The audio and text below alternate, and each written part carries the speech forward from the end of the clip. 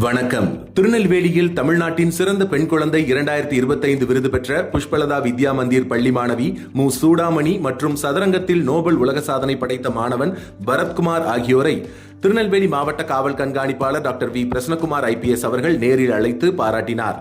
சமூக விழிப்புணர்வு செயல்பாடுகளுடன் 6 புத்தகங்கள் எழுதியுள்ள சூடாமணியின் சாதனையையும் சர்வதேச அளவில் சதுரங்க விளையாட்டில் சாதனை படைத்த பரத்குமாரின் திறமையையும் பாராட்டத்தக்கது என குறிப்பிட்ட அவர், இவர்களின் சாதனைகள் மற்ற மாணவர்களுக்கு முன்னுதாரணமாக இருக்கும் என்றும் தெரிவித்தார்.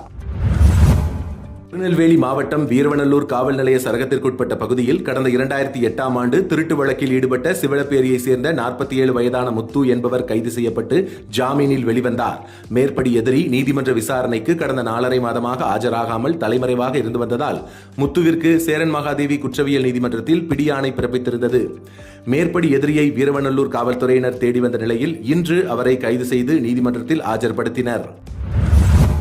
உலக தாய்மொழி நாள் உறுதிமொழி இன்று மாவட்ட காவல் அலுவலகத்தில் மாவட்ட காவல் கண்காணிப்பாளர் டாக்டர் வி. பிரசன்னகுமார் IPS அவர்கள் முன்னிலையில் அமைச்சு பணியாளர்கள் மற்றும் காவல்துறையினர் உறுதிமொழி எடுத்துக்கொண்டனர்.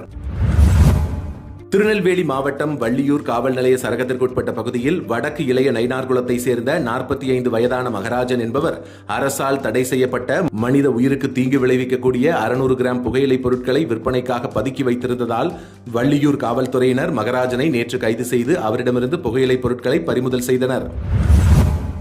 தஞ்சை மாவட்டம் மனோராவில் உலக வங்கியின் நிதியுதவியுடன் 34.9 கோடி ரூபாய் மதிப்பீட்டில் சுமார் 28,000 சதுர மீட்டர் பரப்பளவில் சர்வதேச கடல் பசு பாதுகாப்பு மையம் அமைக்கப்பட உள்ளது. பாக் ஜலசந்தி பகுதியில் அழிந்து வரும் நிலையில் உள்ள இந்த உயிரினங்களை மீட்பது, அவற்றுக்கான மருத்துவ சிகிச்சை அளிப்பது மற்றும் கடல் புற்களை பாதுகாப்பது போன்றவை இந்த மையத்தின் முக்கிய நோக்கமாகும்.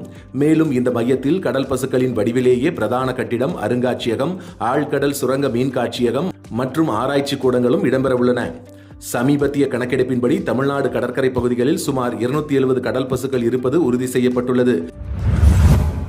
திருநெல்வேலி மாவட்ட காவல் கண்காணிப்பாளர் அவர்களின் உத்தரவின்படி மாவட்டம் முழுவதும் போதைப் பொருள் தடுப்பு மற்றும் சாலை பாதுகாப்பு விழிப்புணர்வு நடவடிக்கைகள் தொடர்ந்து நடைபெற்று வரும் நிலையில் இன்று அதன் ஒரு பகுதியாக பத்தமடை காவல் நிலைய சரகத்தில் காவல் ஆய்வாளர் திருமதி ஜோதிலட்சுமி அவர்கள் முப்பிடாதி பிரைமரி பள்ளி மற்றும் சித்ரா மேல்நிலைப்பள்ளி ஆகிய 2 பள்ளிக்கூடங்களில் பயிலக்கூடிய மாணவ மாணவிகளை நேரில் சந்தித்து போதைப் பொருள் பயன்படுத்துவதால் ஏற்படும் தீமைகள் குறித்தும் போக்சோ சட்டம் மற்றும் குழந்தை திருமணம் குறித்தும் விழிப்புணர்வு ஏற்படுத்தினார்.